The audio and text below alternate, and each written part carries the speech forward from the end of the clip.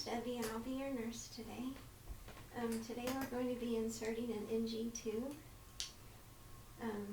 So the first thing we'll do is identify the patient with the two identifiers.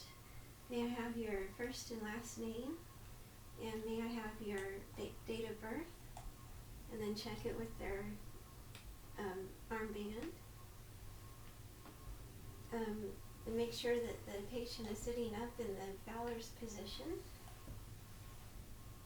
And the first thing we're going to check is we're going to have them cough. So can you cough for me?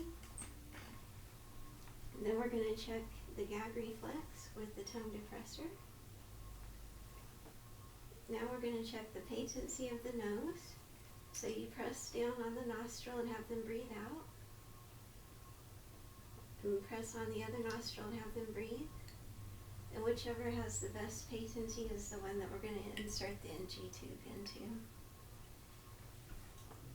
Okay, the next thing we're going to do is measure the NG tube.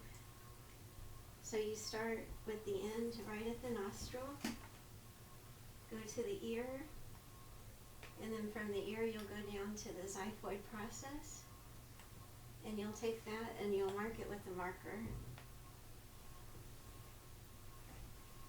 The next thing we'll do is we have some saline and a syringe and some lubricant. So we're going to take the saline and we're going to flush out the NG tube with the saline. Then we're going to take the end of the NG tube and insert it in the lubricant. Now we're going to insert the NG tube into the nose, so we'll go. Oh, and we also need